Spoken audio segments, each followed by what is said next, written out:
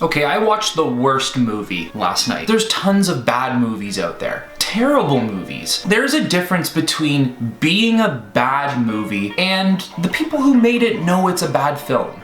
But then there is people who make a terrible movie and think it's a good movie, but really, it is just absolutely awful. I watched one of those types of movies last night, and I already knew it was going to be bad, but a buddy of mine and I were hanging out last night. We're just talking some nerdy stuff. Star Wars, DC, Marvel, you know, us guys, what we do. One of us mentioned this new movie that came out on Netflix, and me and him being the film buffs we are, we knew how bad the movie was going to be, which is entitled Thunder Force, that just came out on Netflix last week. So we're bored, there's not much to do. We're like, you wanna watch it? And we're like, yeah. Let's watch it. So this is not a review video. I'm not about to waste my time and review what was good about it and what was bad about it. No, this movie's a 1 out of 10.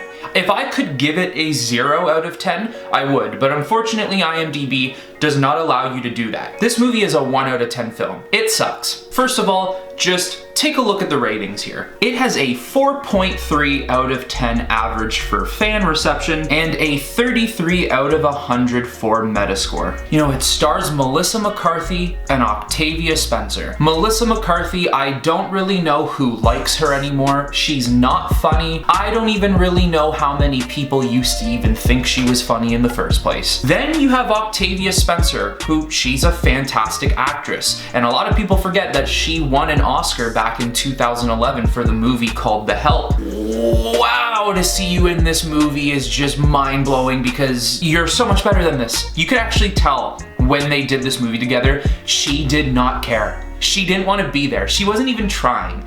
Like, the only person who actually tried to act in this movie was Melissa McCarthy. And there's a reason for this, and I'll get to it. The saving grace of this film, my boy, Jason Bateman. And that's not even saying much. You can tell when watching this movie, Jason Bateman didn't even want to be there.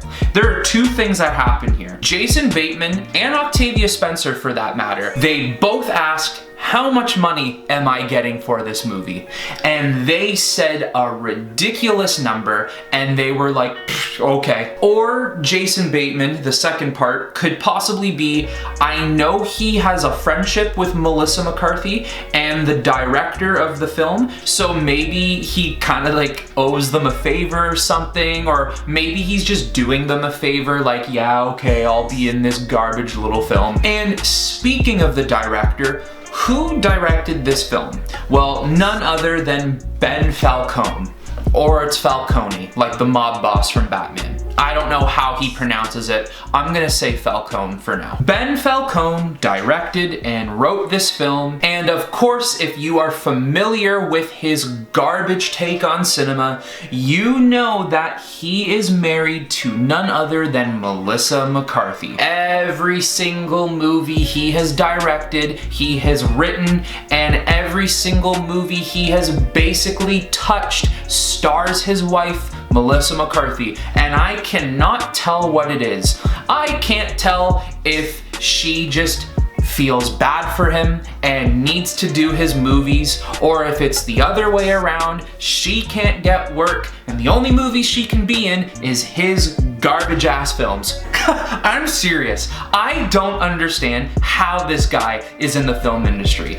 Every single one of his movies are terrible. They're all bad. Let's go take a look at them, shall we? Not only do you have Thunder Force, which is an abomination of a film, but you also have Super Intelligence, 5.4 out of 10 and a 41 out of 100. Oh, who's that? Ah, Melissa McCarthy. Life of the Party, 5.6 out of 10 and a 46 out of 100.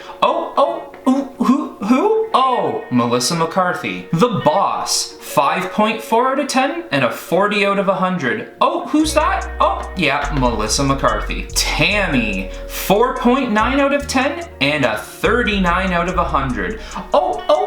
Who's that? Ah, Melissa McCarthy. It's beautiful that you two have a love. And it's beautiful that you guys can unite through film. But Hollywood, production companies, please stop giving this man funding. Who is reading his scripts and saying, damn, that's a good idea? All his movies are trash.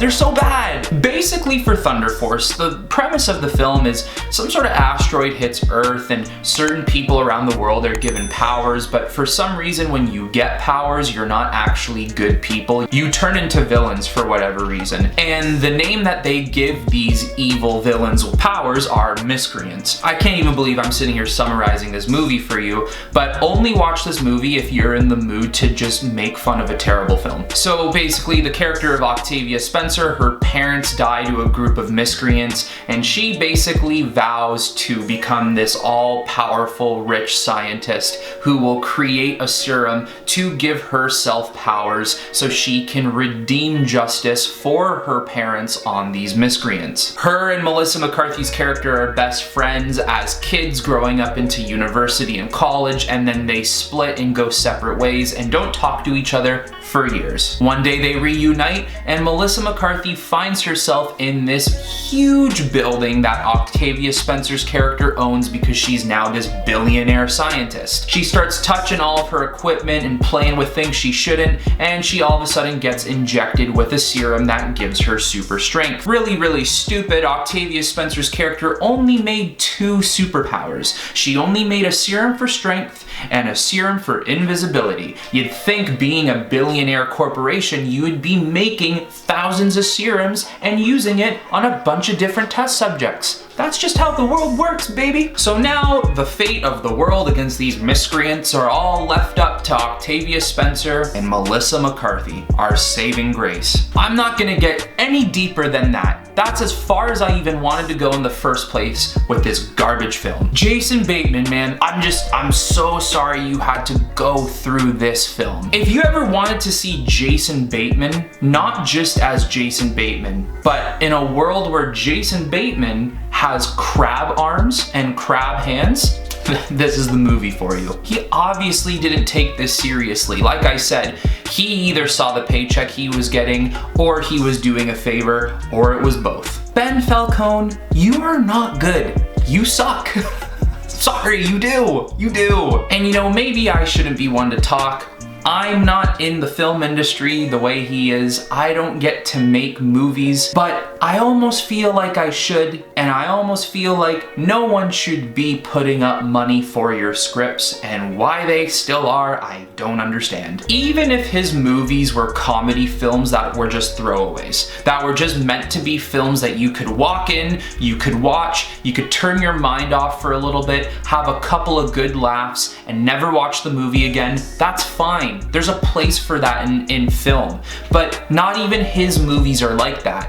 He wants to make his movies like that, but they're not even like that. You know your jokes are terrible and your comedy is not there when you make a joke about something, but then you have to explain what the joke is and why it was presented and what it means. If you have to explain a joke, there's no joke. And I swear the only person to have made jokes in this movie and let the jokes slide naturally was Jason Bateman.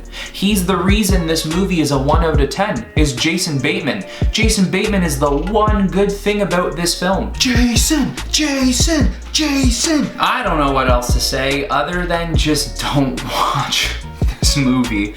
Unless you're in a mood to watch a terrible film, go for it. Unfortunately, you will have to waste your time supporting this film and offering streaming numbers to streaming services that show that, oh, people are watching this movie. That's the only downfall of it, because we really don't want more of his films. We don't want more of this type of trash in our media. But if you really just want to watch a bad movie, I highly suggest you watch Thunder Force. It's a terrible, terrible, terrible film. There's almost nothing to take out of it other than, oh, that's right, Jason Bateman. And keep in mind, this movie's like an hour 45 and he's maybe in it for 15 minutes, 20 at least. I just hope the next time a production studio receives a screenplay from Ben Falcone and the movie is starring Melissa McCarthy, I hope the first thing they do is take that script and throw it in the trash. They take that script, they feed it to their dog. They take that script, they throw it in the shredder. I hope they do whatever they have to do to make sure that his future movies never see the light of day. Anyways, make sure you hit that fat thumbs up icon and hit that fat subscribe tab, because if you don't, I will personally make Thunder Force 2. All right, peace.